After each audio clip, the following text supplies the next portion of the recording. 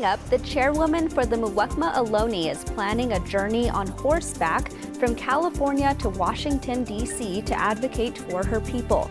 And Pretty in Pink, an Athabascan mother and daughter make a Barbie fish camp. I am Aaliyah Chavez. Join us for those interviews plus headlines from the ICT Newscast. This program is made possible by the Corporation for Public Broadcasting, a private corporation funded by the American people. Arizona State University welcomes 3,500 Indigenous students from Arizona and across the nation. It serves one of the largest populations of Indigenous students among U.S. colleges and universities. We created a sense of place for tribal nations to create futures of their own making through community outreach and research, taught by world-class Indigenous faculty where they see a reflection of themselves and their experiences. Find community at ASU.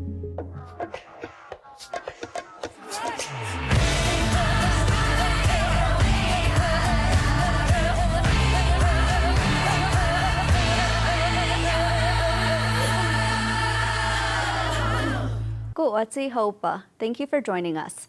We start today in Nebraska honoring storyteller Frank Blythe, who died recently. ICT's Shirley Snavy worked with him at Vision Maker Media until 2019 and has this story. A pioneer in Native American media died July 21st in Lincoln, Nebraska. Frank Blythe was the founding director of Native American Public Broadcasting Consortium. Now called Vision Maker Media, it's the largest funder of Indigenous media projects for public broadcasting. He retired in 2006 and reflected on his career. We created a source for Native producers to produce new film for broadcast. We've created a source of programming for over 30 Native radio stations around the country with a new network that has never been done before, including the first live radio talk show that is still in existence and still on the air. Blythe, who was Eastern Cherokee and Sisseton Wahpeton Dakota, was 82 years old. Heading to the Grand Canyon, a national monument is being proposed to protect over 1 million acres of land. The proposal comes as the public lands around the canyon are targets for uranium mining. This mining risks contaminating the water, rocks, gravel, sands, and soils of the Colorado River Basin, harming both natural resources and sacred sites. On July 18th, the Bureau of Land Management held a meeting where tribal leaders and community members voiced their concerns to over 100 people. Earlier in July, Arizona Senators Mark Kelly and Kyrsten Sinema introduced legislation to create the national monument in the U.S. Senate. The legislation would set standards for the land and establish a 12-member tribal commission to help oversee the development. Well, the award-winning movie War Pony is now showing in select theaters across the country. The film is a collaboration between Native American script writers Bill Reddy and Franklin Sue Bob and non-Native directors Gina Gamel, as well as Elvis Presley's granddaughter Riley Keough. It follows the interlocking stories of 3 Lakota men living on Pine Ridge in South Dakota and explores the concept of belonging, a child belonging to a family, a man belonging to America, and an elder belonging to his tribe. The coming-of-age movie features a predominantly Indigenous cast, many of which are first-time actors. The writers say the script was based on real-life experiences and stories. War Pony, which won a 2022 Gold Camera Award at Cannes, was released in the UK and Ireland in June and began showing in U.S. theaters last week. Temperatures have been breaking records across the country this summer, but some middle school students in Phoenix, Arizona found a fun and educational way to beat the heat. ICT's Pacey Smith-Garcia tells us more. At the Montecito Community School, summer campers are taught substance abuse resistance strategies while learning about their culture. So Living in Two Worlds originated in correlation with the Phoenix Indian Center, our coalition, and also ASU. They created this curriculum because parents saw the need for it to educate our young ones about staying substance free, but also wanting to get them more involved in learning about their culture, especially if they're living here in the city or in an urban area and don't really get to go back home, on their reservations, or ancestral homelands. As a prevention specialist at the Phoenix Indian Center, I take part in organizing the Living in Two Worlds programs that we do with the schools and with the summer camps, and I have a background in education, elementary education, so I was a good fit with working with middle school youth. It feels good to give back to your community and to work with them, especially just because growing up in the city, I couldn't relate to a lot of people or a lot of natives. There weren't a lot at my school, so it's nice to meet a bunch of new natives. So we have middle school youth here, and they get really excited when we talk about culture or heritage, or it seems like their attention spans widen a lot when we talk about their values as Native peoples, stories from their grandparents or their families, and how it ties to their contemporary life here in the Valley. My favorite part about being here at camp has been seeing how much they've grown. They've gotten a lot more interest in who they are as Indigenous peoples. They like learning more about their family lineage, and of course, I think just being around other Indigenous youth, because usually they don't really get to see Native faces in their schools, especially in big city areas. So I think they feel comfortable and very welcomed in this safe space that we provided for them. Currently, the program is only located within Maricopa County, but they hope that this program will be picked up nationwide. In Phoenix, Arizona, Pacey Smith-Garcia, ICT News. And those are the headlines for the ICT Newscast. Muwekma Ohlone chairwoman Charlene Nijma sent a letter to Interior Secretary Deb Haaland in July asking for the National Eagle Feather Repository to be made accessible to her tribe. The repository is maintained by the U.S. Fish and Wildlife Service to distribute the feathers of golden eagles and bald eagles to Native Americans and Alaska Natives from federally recognized tribes. That's a thorny conversation for the Muwekma Ohlone in California, who are technically not federally recognized right now.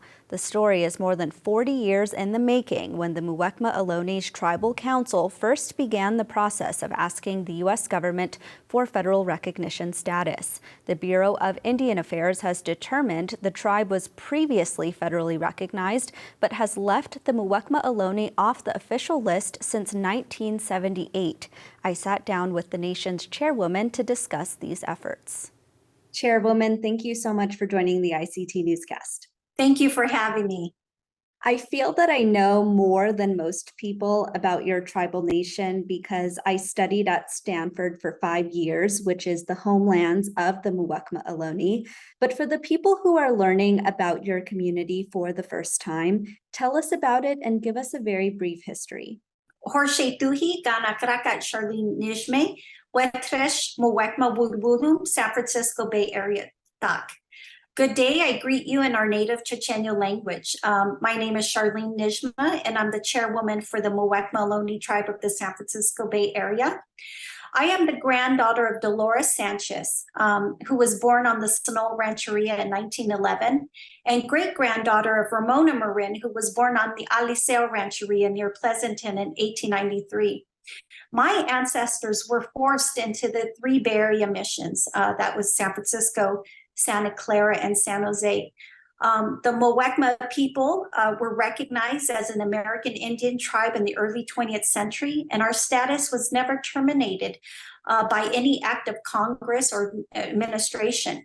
But because of a mistake by the Bureau of Indian Affairs, we were left off the first official list of federally recognized tribes in 1978.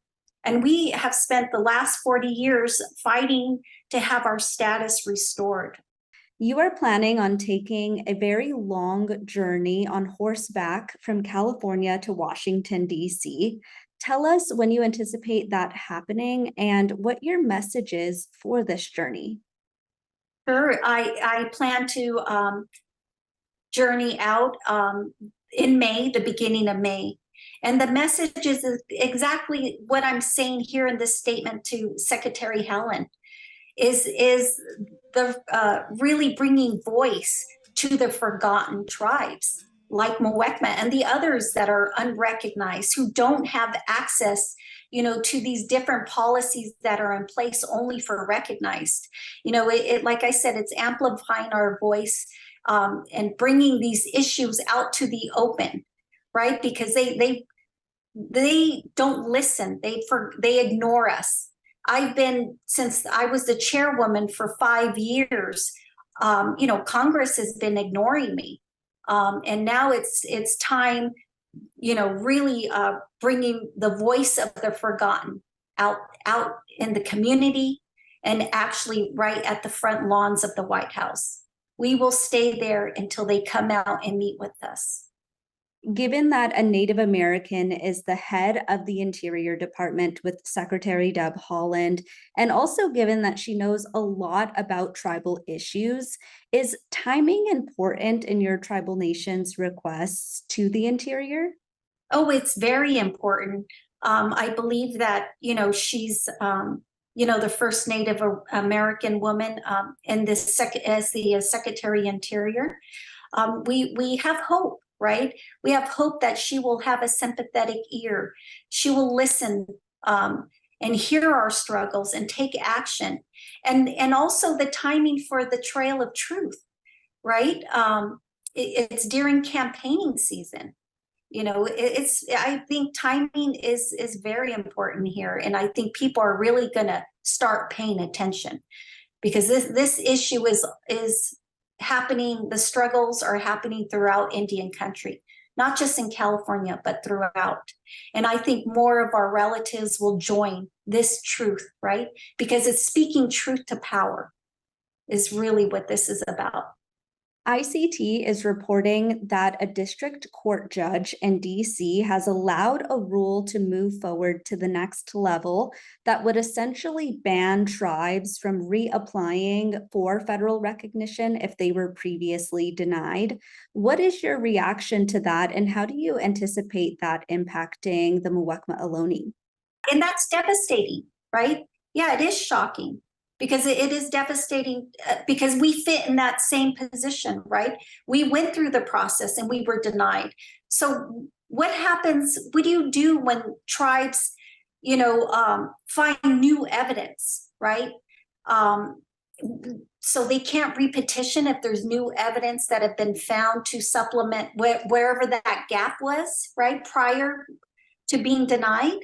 I mean, I guess that's, my question. I think it's unjust because right now Muwekma's position is, really, honestly, Muwekma has always, even with my predecessor, the previous chairwoman, she's always asked for reaffirmation. There's been 3 tribes in California who received reaffirmation, meaning that they were acknowledged by the federal government. That was Ione, Lower Lake, and Tejon, most recently Tejon. And Muwekma has always asked for the same treatment and always denied because Muwekma was acknowledged by the federal government because we were acknowledged by a land to receive land, but an Indian agent decided not to buy us land. But we still continued. We still continued as a distinct community in the Bay Area. So it's really an unjust situation because we're almost stuck, right? We're stuck because they will not reaffirm us because right now the BIA is not looking at reaffirmation cases. They actually have a policy guideline in place in 2015 where they stated they will no longer look at reaffirmation. And then this case here where we can't repetition. We can't resubmit our petition based on new evidence. Can you talk about the support behind your tribal nations from colleges and other institutions in the Bay Area? Oh, we have strong support in the Bay Area. We've had a long-standing relationship with Stanford University for 35 plus years. I mean, Stanford repatriated the first, it was actually the first repatriation with Muwekma Ohlone in the late 90s. We repatriated 1,200 ancestors. This was before NAGPRA. And look at now, now they have this policy, NAGPRA, right? And now we can't repatriate our ancestors. Berkeley is holding 12,000 plus of our ancestors in their basement. And we cannot repatriate because we don't have the federal recognition, title. It's sad. But we have strong support from the academic institutions all over the Bay Area, Stanford being one of them, San Jose State as well. We have a long history with San Jose State, 40 years. And Cal East Bay, they all support us, and all in their anthropology department, all their anthropologists have studied our people. They've studied us, and they acknowledge us as the people of the area. The community supports us. Even our local community, our local representatives, our state assembly, state senators, our state assembly people, they all know who we are. We have been working with them since they began their political careers. And they acknowledge us. And what it is, it's not about the evidence. It's political pressure. It's special interests at play here that does not want Muwekma recognized in the Bay Area. It's Silicon Valley. It's the wealthiest place in the world. They don't want Indians here. That's what I truly believe. I have heard that the federal recognition application process is very long and very detailed. Can you give us a sense of how invested you are personally into this work? It's very important. I grew up in this process, and it started way before that in the 60s with the Ohlone Cemetery when Caltrans was trying to put a road through there. Our people came together and, took action, like a resistant action of resistance, right? And they were successful. And again, with the old Holiday Inn site, the same situation. I was 8 years old when that happened. So it was very vivid for me because the previous chair, who happens to be my mother, she hit an archaeologist with the shovel because he was telling her the Ohlone people are extinct and these are not your ancestors and you need to get off the site and you're not recognized. You're not on that list of recognized tribe. Her and our relatives that showed up, they refused to get off the site. He got contentious and she hit him with the shovel. She went to jail. So that was a traumatic event. So this was already embedded in me, that how important this work was and that we are here because of our ancestors. And if it wasn't for them, we wouldn't be here. And we need to continue the work of their work and never give up. That's one thing they didn't do, is give up. And so I'm not going to give up, and my people are not going to give up. So this work will always continue. And even if we did receive federal recognition, that doesn't mean the work is finished. There's more work to be done.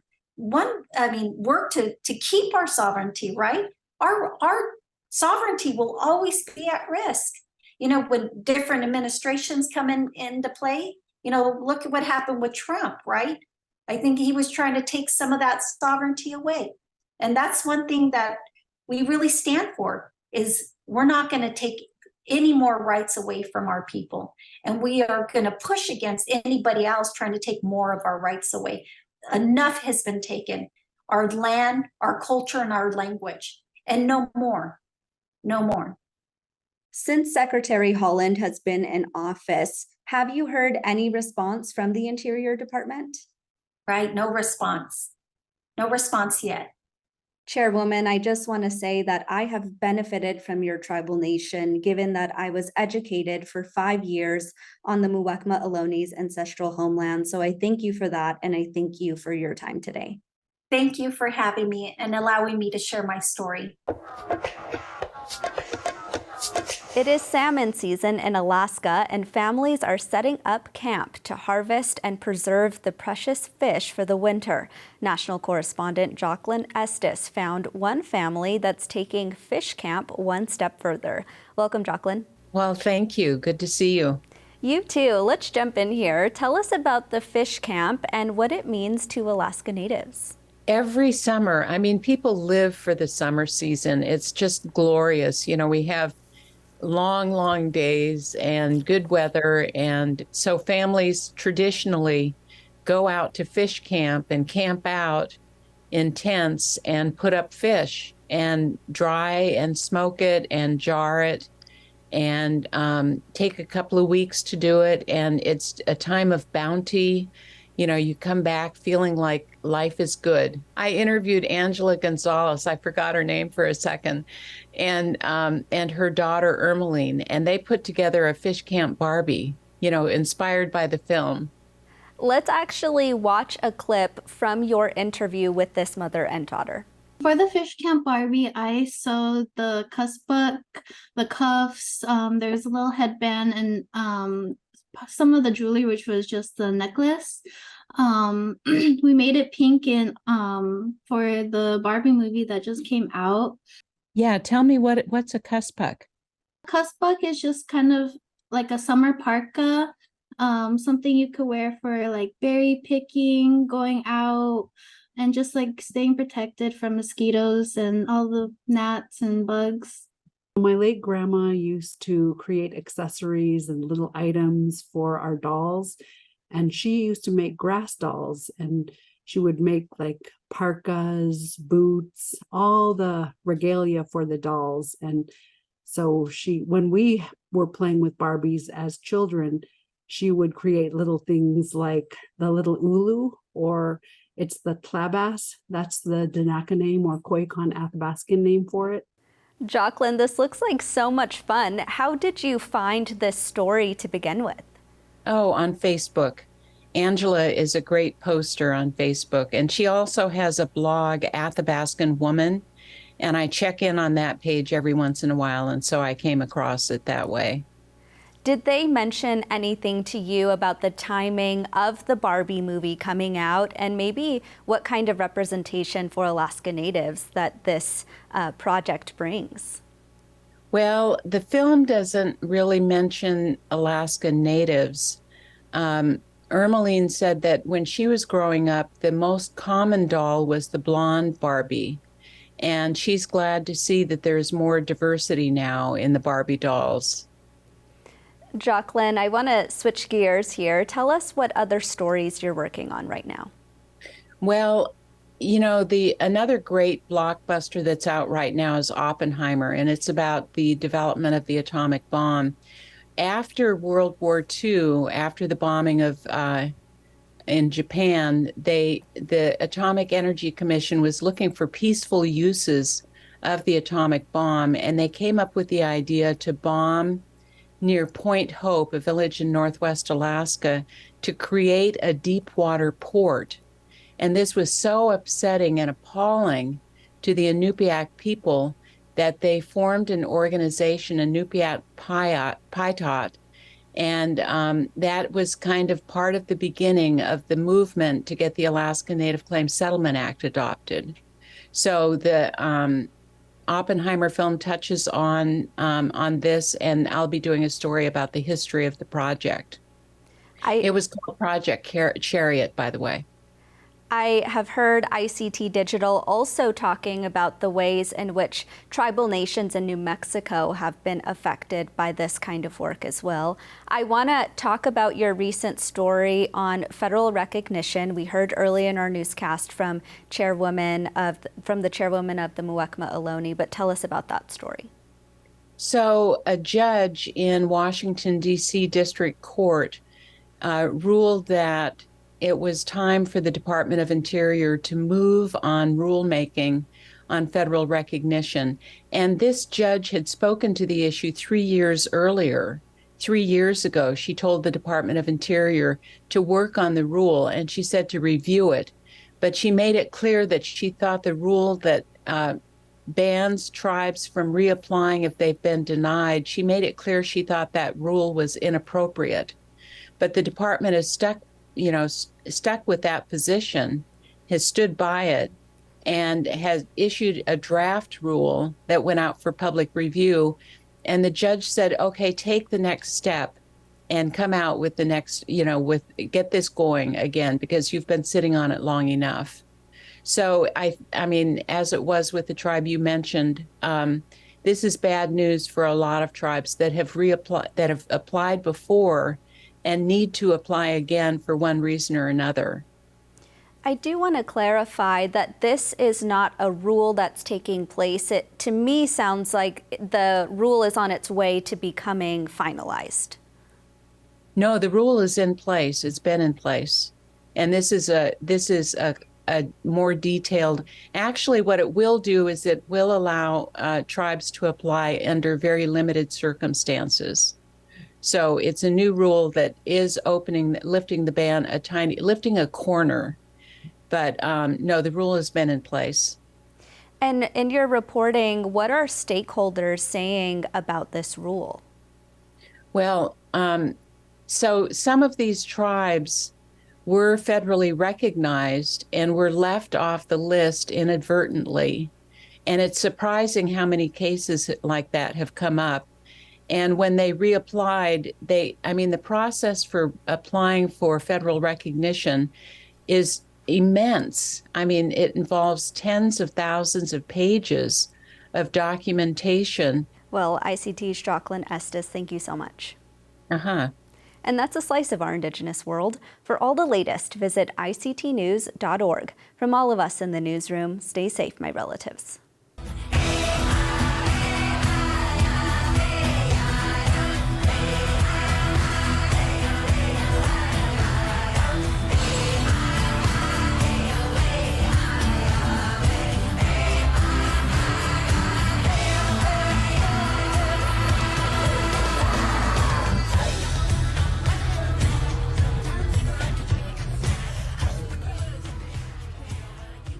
This program is made possible by the Corporation for Public Broadcasting, a private corporation funded by the American people.